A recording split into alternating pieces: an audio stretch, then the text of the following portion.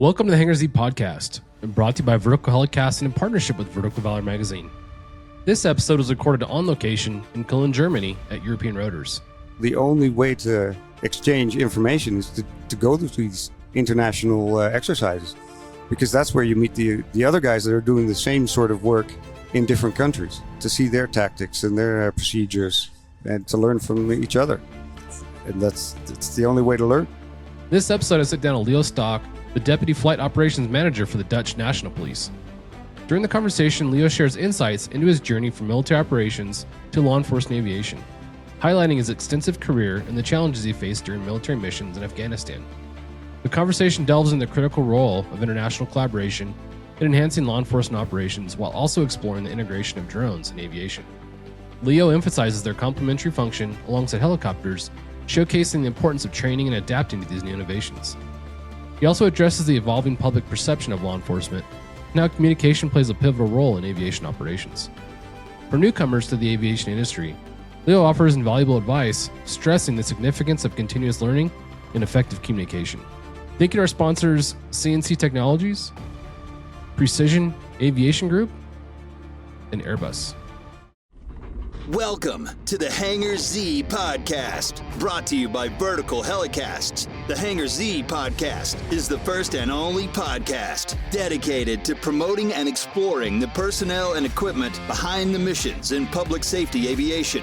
Still southbound, skidding to a stop. Stand by here. Looks like you're getting ready to bail. Heads up, guys, bailing. Okay, the guy, he's running through the house, jumping the fence, through the shotgun, through something out. Grabbing the shotgun. Don't go over that fence. Don't go over that fence. Grab the shotgun again. He is armed. Stay there. Hold your position. Hey, welcome to the Hangar Z podcast. I'm your host, Jon Gray, coming to you from European Rotors 2025 in Cologne, Germany. My first time in Cologne, Germany. It's been awesome. Really honored to have our guest with us today. We've talked a lot about Harold Brink, and we've got a lot of love for Harold. What he does for the industry is amazing, not just within his own agency, Absolutely, but worldwide. He's doing some really cool stuff. But the guest today that we've brought in that we can make fun of Harold. Yeah. All day people have been coming. Is Harold coming? Is Harold coming? No, he's going to be here tonight. So to do that, we brought his actual boss in. No, I'm not the boss. No. You're really honored to have you here. If you could just introduce yourself, let us know what your role is, and then we'll go from there. Yeah, well, my name is Leo, and one of the pilots on the 139, and currently also Deputy Flight Operations Manager. I've gone through I was chief pilot for a couple of years, project manager for all the 139 projects that we had with Leonardo, basically. Also supervised the extra aircraft that we bought in 2017. I was project manager. That was a fun project. Yeah. Yeah, you got to go to Italy a couple of times. That's not bad. That's always good. I feel like you guys are always sending pictures of some tropical place in Italy with a beer or something. Yeah. It's a good place to do some training. Lago Maggiore. Training? Air quotes? Yeah. Training. There's simulators there, and then we get to do a lot of fun stuff there. Yeah. No, that's the side benefit of the training world. Yeah. Is work hard, play hard. Yeah, for sure. the training's important, and spending time with the folks you're there to train with is important. Yeah. That's what I love about these kind of trade shows. You go and if you're with your crew, you get to spend time with them. You get to network with other folks that you don't meet very often. Sit in some educational classes, which you and I got a chance to do today. Learn some things from folks that you don't normally get to see or talk to. Absolutely. I talked to a guy from Malta yesterday. So they're flying the 139, got some tips, and they're doing stuff that we might be doing in the future. Very cool. So, yeah, good. What's your overall impression or thoughts from this year's show so far? Yeah, it's good. I was there in Amsterdam last year, and it's different when you've come here for a couple of days. Right. Amsterdam, I just moved in one day and looked around, too much information. Yeah.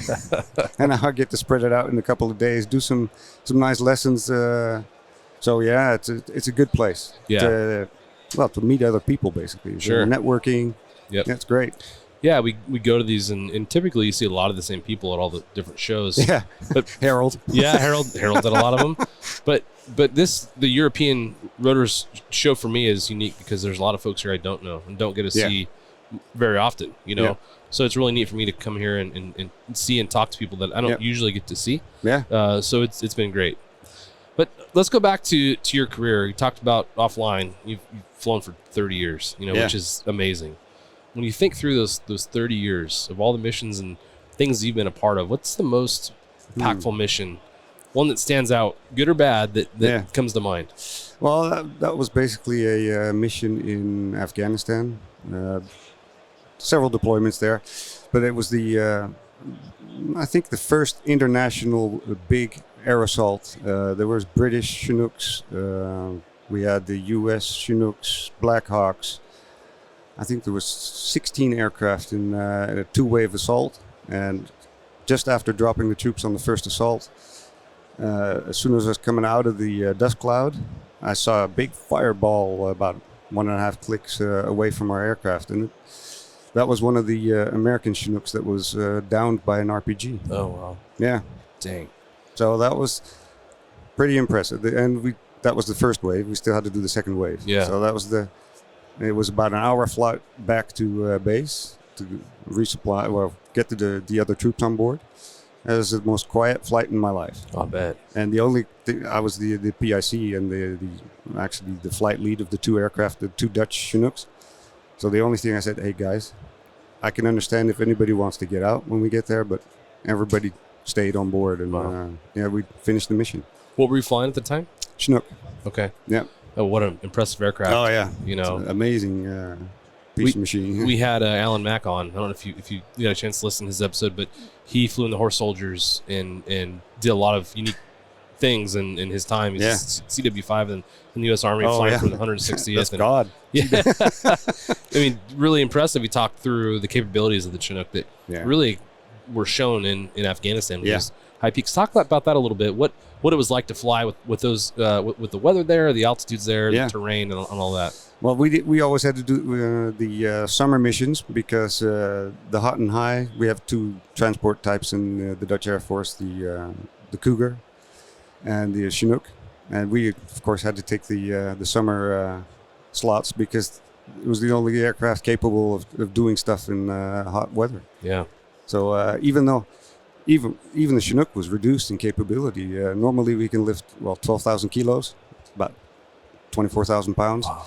And it was reduced to 6,000 kilos in the summer there. Wow. But it was still 6,000 kilos of stuff that you can bring around. That's a lot of people. So, that was the realization there, is that you're not doing it for you're doing it for the troops on the ground. Sure. And every day was a day we're doing it for the troops. Yeah. So walk us through your career from there. After you left, where did you go?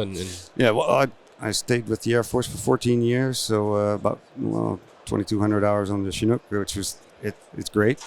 During actually the incident with the U.S. Chinook, the flipper, it was the call sign. It was the guy sitting next to me during the briefing.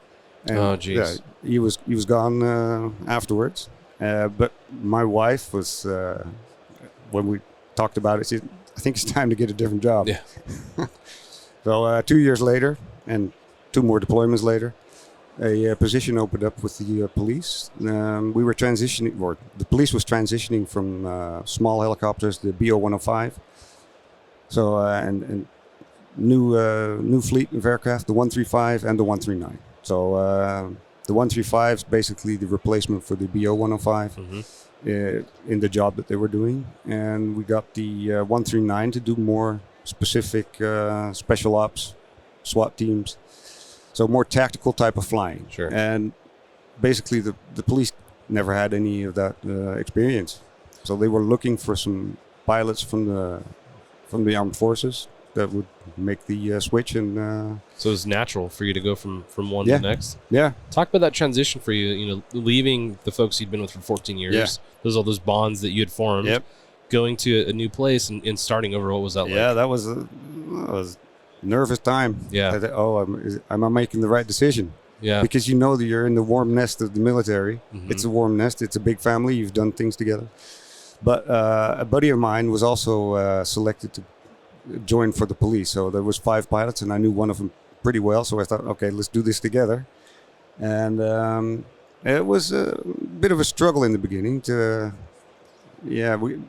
We had a different way of working in the military. It's complete. Well, it's not complete differently, but the police is more. Yeah. How would you explain it? More single entities that are working. Same with the police officer on the street. He has to do things by himself. And it's not like you're in a team of 12 guys and if one goes left, we all go left. And that was a bit difficult for us. We had to transition into that kind of thought. To go from, this is the way we do it, and that's the only way we're going to do it. Sure. To, hey, maybe there's a different way, and hey, I'm going to do it this way. Even if you're going to do it that way, I'm still doing it this way. Yeah, that military standardization is important for the military training itself, and I could see it being challenging as you leave that and go to somewhere new.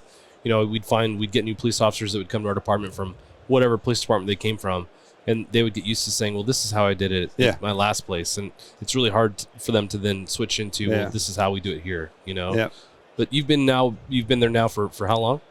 Well, since 2009, so 15 years, 16 years almost. And you guys have built an impressive agency. The work that you guys do is amazing. Talk about the agency a little bit, some of the missions you support, and what it's like working within your unit. Yeah. So we have the two aircraft, the 135 and the 139. The 135 is basic air support for the ground units.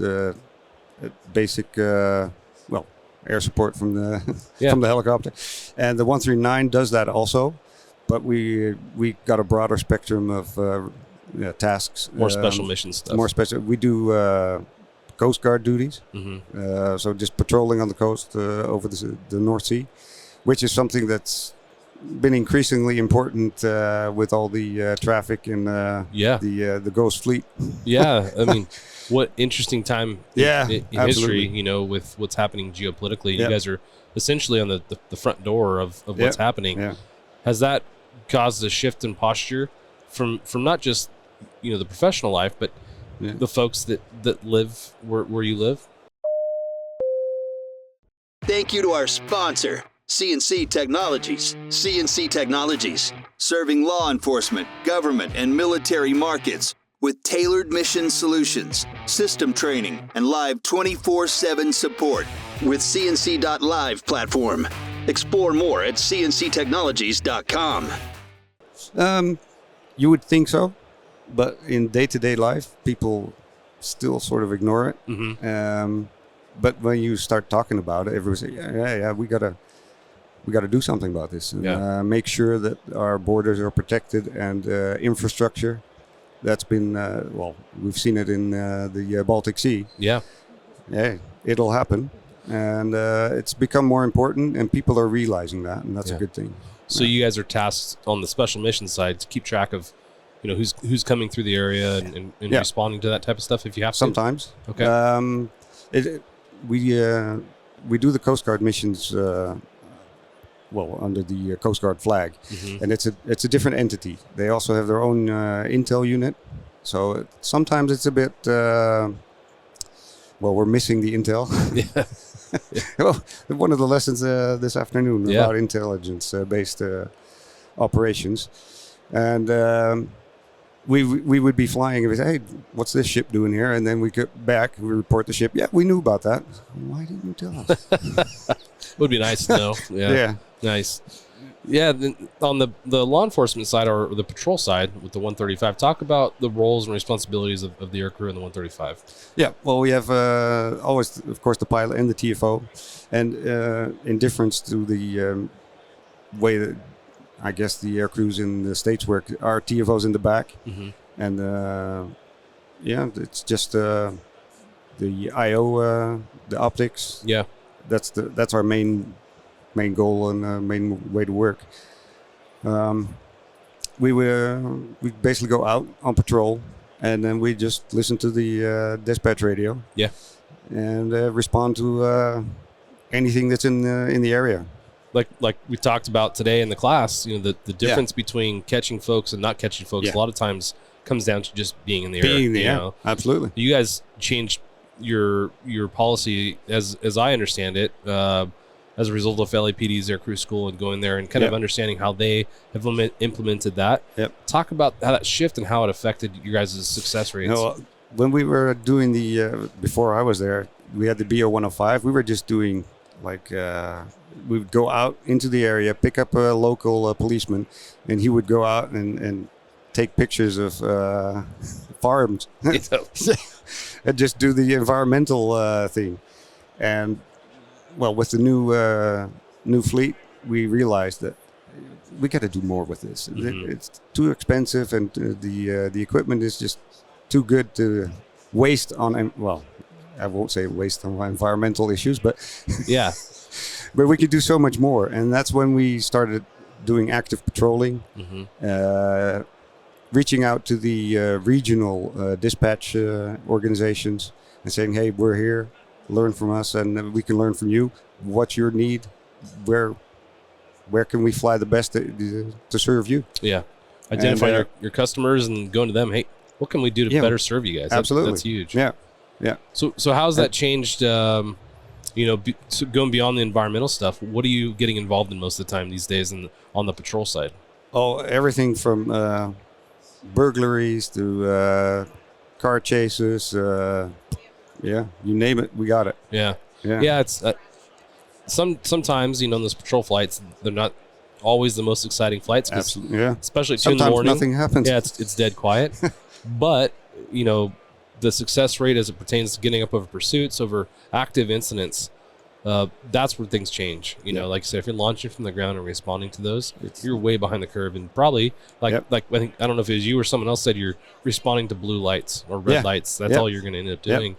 But actually being a proactive program, you're then able to catch a lot more folks and affect a lot more change, which I think is critically important. Yeah, and then we're trying to improve that every day, and we've looked into the intelligence-based flying. We did a couple of years of program that we're looking back into historical crime data and saying, okay, historically seen on Monday evening, 6 o'clock in this area, there was the most crime. And so we got a guy from some kind of university, I think University of Twente, and he made a program that profiled that and went back in history and said, okay, for that day, it's best to go flying there. And we did that, but there's no way to verify it. Yeah. Was there no crime, or was there no crime because we were there? Sure. And it was a lot of effort to maintain that program. So now we're trying to actively go to the intel officers of the different regions and try to say, okay, what's happening? When is it happening? And what would be the best time for us to be somewhere? Yeah, those relationships I think are critical to develop. We talk a lot about going out and talking to the patrol folks and how important it is to develop those relationships so that they know what we're capable of and vice versa. But it's equally as important to develop relationships with folks in intel, gang operations, all the different special operations units, so you can figure out how you can assist them better. Yeah. I think that's something we haven't talked about a ton on the podcast, but I think it is critically important. Absolutely. Anything you can think of that generated as a result of those outreaches, the going out and saying, hey, what can we do for you better? And maybe something that came out of that?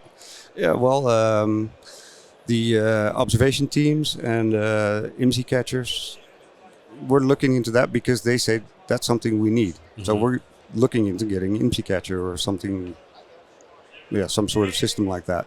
And it hasn't really been developed yet, but we're looking into it. And it's the kind of info you get from them. They say, hey, maybe you can look into that. And we're trying to do better. Yeah, I think a lot of times we like to do the things that we've always done because we're comfortable doing it. And someone asks you to do something you're not comfortable with or familiar with, But I think it's important to be able to be adaptable, right? And always figure out how we can serve our customers just a little bit better, even if it's just a fraction of a percent. So I love that you guys are doing that. I want to go back to the concept that you guys have laid out with the TFO in the back on patrol and the pilot, yourself in the front. We talk about the essential importance of CRM, crew communication. Talk about that how you guys do that efficiently with the TFO in the back and you in the front. Yeah, well, on the 139, the TFO is on the left rear, and the pilot flying is in the right front. Basically, we can fly from both positions, but we orbit over left. And that's something that is not usually done. So the pilot flying is not really focusing on the scene, because that's the pilot non-flying doing that. And the pilot non-flying is responding to what the TFO is seeing in the camera, and he's helping the TFO with the eyeball Mark 1 and bigger overview. Yeah. So if the TFO is zoomed in on the crime scene, and the pilot non-flying is looking outside with his goggles, or hey, there's a guy walking away from there and he's not looking up. That's interesting. Yeah. So there's a lot of communication between the front and the back, and the pilot non-flying, or the pilot flying, is focusing on how he can get the image that he's seeing in the screen, because we have a video image of what the TFO is looking at. And it's his job to maneuver the aircraft so that he gets the best video. And he has to make sure, okay, there's a big building coming up. I got to move a little bit more to the left, move a bit more to the right, just to maintain visual with the suspect. Kind of using as another flight instrument, right? Yeah, yeah. It's interesting. I remember in my flight training, my trainer talking about that.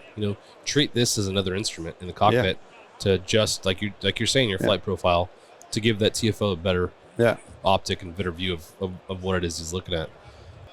We talked about in that class today a little bit of drone. We had a conversation on drones, and the conversation's come up more recently than I remember in a while. And the way we see it, and I think in a lot of conversations we have, the drones have become a very complementary tool to the helicopter. Yeah. It can do things that we can't, and vice versa. Yeah. So it's exciting to me to see the two of them kind of to grow together. Yeah. And the drone industry kind of grow into its own size and allow us to understand what its capabilities are and more of what its limitations are. I know a lot of people are excited by drones. A lot of police chiefs in North America are really excited because they see the price tags associated with them being a lot smaller than the manned aviation. But like we just talked about, manned aviation, in your particular case, you've got a pilot, a non-flying pilot, and a TFO. The non-flying pilot has eyes out the cockpit for the broad view. Yeah. The TFO on the back is the camera and can maneuver that camera and get the tight in view. And then you've got the pilot is actually flying as part of that as well. So your ability to respond to pursuits, do surveillance, do all these different mission sets that drones can't, and I don't see that situational awareness ever improving to the point with a drone that we have in the helicopter. But from your perspective, talk about that. What are your thoughts and how do we... Thank you to our sponsor, Precision Aviation Group. Mission-critical operators and fleet managers rely on Precision Aviation Group as a worldwide leading rotor and fixed-wing MRO provider. PAG provides tip-to-tail solutions in 4 MRO segments: avionics, components, engines, and manufacturing DER services. A single point of contact gives you access to over 150 million in inventory globally, 24/7. Just call 800-537-2778. Precision Aviation Group. Others sell parts. We sell support. Yeah, same. And the funny thing is that in higher management, you see, drones are a lot cheaper. But if you think about it, I mean, a drone, if you get a good drone for police work, you're talking about, 10,000 euros maybe more. And if you want to get the same coverage with drones, you're going to have to buy a lot of drones. Yeah. And they don't last 20 years. Yeah, it's true. So those are things that we have to give attention to for the higher management to say, hey, you might think it's cheaper, but you got to really think about it. So that's one thing. But they are doing stuff that we don't need to do anymore. Just aerial shots of a crash. No problem. They used to have to wait 20 minutes before we could arrive and then take the pictures, and then you have to send them. And now they just throw up their drone and take the pictures and carry on, which is a lot more efficient. Yeah. And I get that. Yeah. And that's where you use a drone for. And there's going to be days when, in the future, a drone is going to be lifting up at one spot. Maybe the action goes mobile and the suspect starts moving, you throw up a drone in the next town and it'll just take up the picture and they'll link up. I think that's going to be the future, probably. But there's always going to be a need for bigger, larger helicopters to move people, move stuff. For us, a big part of our daily operation is just providing a QRA, quick reaction support for our SWAT teams. I don't think that's going to be done by drones. Right. And so that capability is always going to have to be there. And at the upper end of the helicopter work for surveillance with fast-moving pursuits, boats in the North Sea, you're going to need a big helicopter anyway. So you might as well focus on that. I don't know where we're going to go, and that's up in the air, literally. Like the pun. I'll have to do this one. Yeah. No, I agree. There's a lot of unknowns. What we do know is the technology's really great. Yeah. And we know that the camera, the operator of that camera, the skills that operator has to possess are the same skill sets that the TFOs that are doing the job now have. And we know that we have to work together with those drone operators to impart those same skill sets on them. Yep. The communication aspect, that's the hardest part.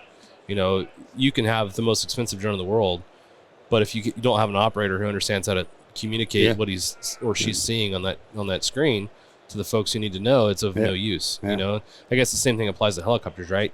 That TFO is critically important to provide that situational awareness to the folks on the ground. We're just flying the TFO around, right? Yeah, we're bus drivers. That's essentially what it is. But you know, I think from the States, a lot of the way we're set up, we've got, you know, in the A-Star, the H-125, you got the pilot in the front right, the TFO in the front left, and my responsibility as a pilot is to safely navigate the helicopter when able. I'll also help provide additional set of eyes for situational awareness. That TFO's plugged in or sucked into the camera, all to the best of my ability. Look out the window and have that broader view. And I think that's important. You know, like we talked about in the class, a lot of times it's that pilot with that really wide view. It's like, hey, look at this person right here, because you can't see that through the little narrow view you've got on the camera screen.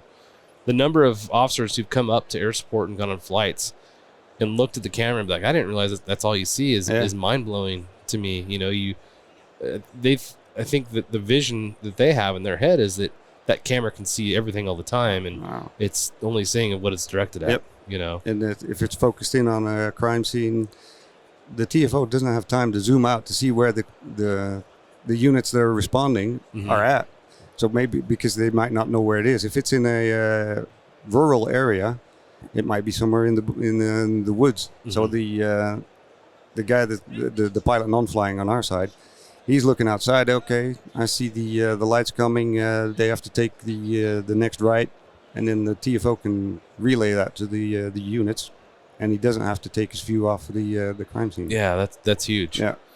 Talk about your perspective on the industry, some of the challenges that we've got facing us as we go forward. Well, I think we've already talked about the drones and being able to sustain your own operation, getting funding for the aircraft, because everybody's funding is a big issue everywhere. Yeah. Except for in the military right now. Yeah. At least that's how it is in Holland, and so that's a big challenge. In the police world, we're a unit with 150 people, so we're a very small unit in a big organization, and to make everybody realize, everybody realizes it's an important asset, but you have to sell yourself to be able to maintain that asset. What do you guys do as a unit within your own agency to promote the work? I won't say promote, but to share the work that you guys are doing, because it's important. Like for me, what we would do is we would write a weekly activity report and a monthly activity report, and that would go through the chain of command so they know what we're involved with. What do you guys do? The same. Okay. But does everybody read it? I don't know. Right. Yeah. Do they have time to read it? I don't know. And everybody's convinced that helicopters are important, but and so they probably won't read it because we know it's important. But yeah, it's a challenge to really let everybody know. Yes, we have the helicopter, but to be able to move forward in the future, you need to innovate. You need to, the innovation part of it's fun to think through because it kind of bleeds into this conversation surrounding technology. Oh yeah. And walk through the front door here at the show and you see Shotover's new booth there with the new M2 camera system. Those technologies, those progressive software is exciting to me. Talk about some of the things that are exciting to you as far as technology goes. The integration between drones and manned. I'm excited to see if it's possible to operate the drone from inside the helicopter. Mm-hmm. So you go out to wherever the call is, and then you deploy the drone from the helicopter. I know for military work, they're basically getting really into that, because if you can send out a drone 2 clicks further away, you're not putting the helicopter crew into danger. Mm-hmm. But I think the same can happen for police work. Yeah. And the part of the job that we do for the special ops side, so insertions, fast rope, it might be interesting to see a drone first, stay out of range, send the drone, see if get an update on the situation, and then go in. Yeah, those new technologies are fun to think through. Clearing the residence with the drone, interior drones, that kind of stuff is really neat. The bi-directional flow of information in the helicopter is important, and I think exciting for me. When you look at the number of agencies that use what we'd call a real-time crime center in the U.S. to proactively go out there and hunt for stolen vehicles, wanted individuals, looking for certain crimes that are taking place at certain times of the day. That is exciting to me. Absolutely. Just leveraging these different technology forms in ways that we haven't done traditionally in the past. Yeah. LPR technology, is that something that's prevalent where you're working? The license plate readers and we've been looking at the Shotover, of course. Yeah. It's brilliant. Yeah. No, that's a great way to, for me when I was operating as a TFO, I would look at a license plate with the camera system. Yeah. And I would try and write down real quick while I could what I saw. Trying to focus. And I would miss a letter, I'd miss a number, and I'd read it back, and dispatch is like, I've got no record on file. So what I love about this Shotover system is just capturing that. Yeah. Then I've got the screenshot that I can then read back to dispatch instead of my chicken scratch, on the paper. But you don't lose any time. That kind of stuff is really exciting to me. And the overlays nowadays with the augmented reality, that's fantastic. It in one way it increases the workload because you're looking at much more information, but it makes it so much easier. I remember when I first got to the unit, we were looking at there's a shell, we call it the street book, with like 2-3 inches thick map book. Yeah. We're working with that.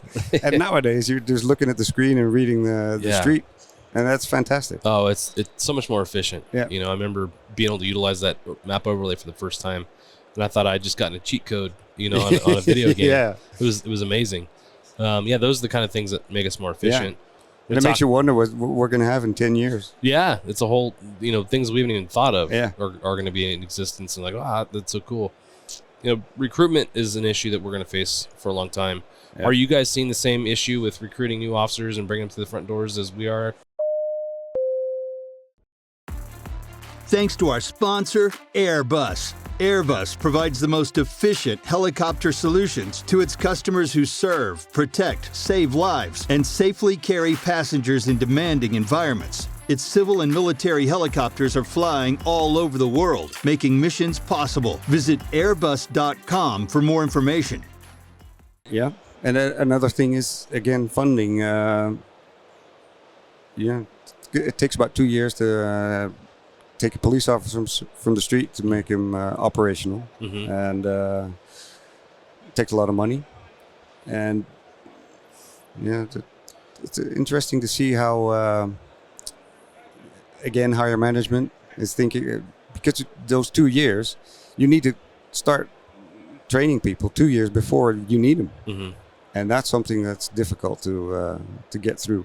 Is the social and I guess is the social mindset around law enforcement negative in Europe as it is in the U.S. A lot of people have a negative. There's a negative opinion towards law enforcement in general. Really? Oh, we always get the idea that for the States, It's more supportive. It's more supportive. Okay. Yeah. Are you guys And, generally? Does the general public have a general? Are they generally supportive of the mission? It's getting better. Okay. Absolutely, because people are realizing we need the police on the streets to keep us safe. Yeah. Yeah, and that realization is getting better. Thankfully. What do you think's driven that? Is it the use of social media? Is it pop culture through TV shows, or what do you? Yeah, that's a good question. I don't know. So I think social media is a great way to communicate, our capabilities and the things that we can do for the community. Yeah. And I often wonder what its impact is to the general public that sees that, in the U.S., trying to identify how do we show the good people that we support that we are actually out there doing a good job and doing the things that oftentimes don't even know about. Yeah. I think one of the things that helped is responding with the body cams, because you would get a lot of social media action from guys. You get only a part of the story, and now we're able to reply with, okay, but that wasn't the whole story. Look, this guy was acting funny way before we got there. Yeah. And that's helping us. Right. Absolutely. Going back to your flying career, you talked about going from the military to law enforcement as a pilot. Talk about some of the challenges that exist for you as a pilot in law enforcement, maybe in specific, in regards to flying where you do. The big thing for us is we do a lot of training, because we need to do the fast rope training. We need to do training with the dogs. We need to do training for offshore. So there's a lot of training, and that's sometimes difficult to sell to the guys on the street, because you guys are never there. You're always training, but we have to convince them, and luckily that's getting better. Also, the unit that we transport, the Special Interventions Unit, they're realizing that they thought you're just a helicopter. You're just there to transport us. That we call, you go, and but then we reflect to them, how much time do you guys spend training? Yeah. About 75% of the time. Well, Yep. Guess what? We need to do the same. Right. No, that training part of what we do is so essential, especially when you got a mission set like you guys. Yeah. You have to be able to perform when the time comes, Yeah. right? And you can't hope and pray that it's going to work. You've got to know that it's going to. Yeah, absolutely. So I think that's great. Talk about in Europe itself. You guys have a pretty good relationship with all the federal agencies throughout Europe. Talk about what the relationship's like and how you guys work mutually together. Yeah. One of the big things that we participate in is the Atlas. It's a Europol, European Police Agency, and they have an Atlas Maritime Group. And every 2 years we're holding exercises. So this year it was in Sweden, and we did 2 months before that there was a workshop in Finland. So when the Estonians come there, the Finnish, the Swedish, the Germans, the Danes were not there this year, but that's where you get together, and we find that people actually are looking at us to say, how do you guys do it? It's nice to know that we're in the front of things. You guys seem to, like you said, lead the pack. Yeah. From my perspective, in a lot of the tactics and ways you go about doing things. And I think one of the reasons that we are successful is that we did combine military expertise with the police expertise. You see that the Germans, they keep that quite separated. So you don't see a lot of ex-military pilots in the police force. And I think that's helped us in a way that everybody can see now. Yeah. So that's a good thing to do the international exercises, and it's always fun to be in the front and talking about new techniques. But we also look at our other colleagues on the other side of the pond, as we say, the English, and their maritime capabilities done basically by the Navy. Okay. So we have some good contacts with the Navy there. and we learn from them, and then we're now passing that information on to the Atlas working group. So that's cool. Interesting way to expand our knowledge. Yeah. For that training, is it a situation where everyone comes in, you guys kind of roundtable what's going to take place, and incorporate training into it, or how does that? What does it look like? Yeah, I think there was 9 aircraft, so all sorts of different. You had the Pumas from the Germans, a Puma from the Finnish border guard, all sorts of troops on the ground. I think most of the countries sent their special intervention units, so you get a lot of cross-reference training, and it's exciting. Yeah, we talk about the benefits in the U.S. about regional fly-ins all the time, and essentially what you're kind of describing is just that. Although we don't employ usually a flying scenario afterwards, or we're going out to mutually accomplish a goal. But the act of getting together and sharing ideas, absolutely, training together, getting to know your colleagues that are outside of the agency you work for, I think is really important.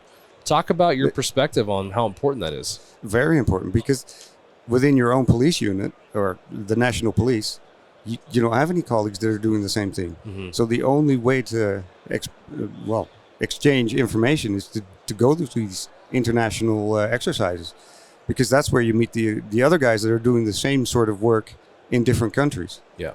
And to see their tactics and their procedures, and to learn from each other. And that's the only way to learn, is to talk to others. You can look at your own operations, we can improve there, but maybe somebody's thought of something completely different. And that's what we learned now from the British, is a different way to approach a tactical intervention on a ship. Yeah, the collective way to address a problem, I think, is great. Yeah. You know, like you said, taking someone else's approach might be much better than what we've currently got. And if you don't make an effort to get outside of your own hangar and talk to these people, you'd never know or see that, right? Yeah. We're really good about staying in our own place and kind of, minding our own business. But I think it's so important to get out and meet new people, look at new ways of doing things, be open to new ideas. What's funny about law enforcement, I feel like, at least in the U.S., is we may not like the way it is, but we don't like to change either. Yeah. That's recognizable. And I do think there's some shifting there in that mindset as we have these conversations and realize how important and critical it is to go and at least talk with the people that you may be responding to a major incident with. Coming up with communication plans and coming up with different ways of addressing those. Communication plans is interesting to me. Is that something that you guys discuss in length or at length with these trainings? Everything comes down to communication. Yeah. Everything. So if you don't have your communication plan in order, there's going to be a situation where, hey, where is this guy? Yeah. Why isn't he responding? Yeah. And why is he not on time? Didn't he get that call that we're delaying for a minute? Yeah. So your communications is that's the backbone of the whole operation. Absolutely. Yeah. Flying into a major incident, whether it's a hurricane, an earthquake, a geopolitical issue, whatever it might be, flying in there blind, not knowing how I'm going to talk to somebody is never a good idea. It's never a good idea. You're just wasting fuel. Yeah. So having these plans, these relationships in place to come up with those plans in advance, I think is really important. Well, Leo, it's been awesome talking to you. This is, again, a challenge for me to have a shorter conversation. Thank you for hanging out with me and, no problem. And for talking. I enjoyed it. The brotherhood that exists within our industry is my favorite part about being a part of this industry. Everyone in law enforcement, there's this brother and sisterhood that exists. Absolutely. That I don't think exists in many other places. So to come, essentially a world away and feel a connection to people that I've had limited interaction with is pretty cool. Yeah. So thank you for being here. Thank you for being a part of our overall community. Yeah. Thank you for inviting me. Yeah, it's great. Now we'll have to make fun of Harold once we hang up here. Yeah. But any last words of advice for somebody who's maybe new to the public safety aviation industry? Trust the people that are already there, and learn from each other. Mm-hmm. One of the things that my first instructor said to me: the day you stop learning is the day you should stop flying. So keep an open mind, keep learning.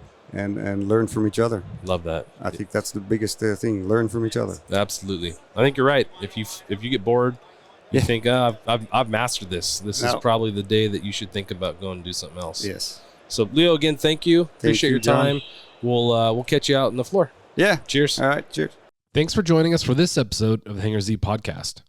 Don't forget to like and subscribe to hear more stories that promote the personnel and equipment behind the missions in public safety aviation. Lastly, stand by for a message after a word from our sponsors. Cheers. Thanks to our sponsor, Airbus. Airbus provides the most efficient helicopter solutions to its customers who serve, protect, save lives, and safely carry passengers in demanding environments. Its civil and military helicopters are flying all over the world, making missions possible. Visit airbus.com for more information. Thank you to our sponsor, Precision Aviation Group. Mission-critical operators and fleet managers rely on Precision Aviation Group as a worldwide leading rotor and fixed-wing MRO provider. PAG provides tip-to-tail solutions in 4 MRO segments: avionics, components, engines, and manufacturing DER services. A single point of contact gives you access to over 150 million in inventory globally, 24/7. Just call 800-537-2778. Precision Aviation Group. Others sell parts. We sell support. Thank you to our sponsor, CNC Technologies. CNC Technologies, serving law enforcement, government, and military markets with tailored mission solutions, system training, and live 24/7 support with CNC.live platform. Explore more at cnctechnologies.com. Thank you for joining us on this episode of the Hangar Z podcast, brought to you by Vertical Helicast and in partnership with Vertical Valor magazine. We hope you enjoyed our conversation recorded on location in Cologne, Germany at European Rotors. It was a privilege to hear from Leo Stolk, the Deputy Flight Operations Manager for the Dutch National Police, as he shared his incredible journey from military operations to law enforcement aviation. His insights into the challenges faced during military missions and the importance of international collaboration provide valuable perspectives for all involved in aviation. We also explored the critical integration of drones alongside helicopters and the role of ongoing training in adapting to these innovations. Leo's emphasis on effective communication and continuous learning serves as an inspiring reminder for newcomers to the industry. Coming up on the Hangar Z podcast next is an exciting 2-part series that explores the personnel and equipment protecting the vibrant city of Fort Worth, Texas. You won't want to miss this insightful conversation and the inspiring stories behind keeping this community safe.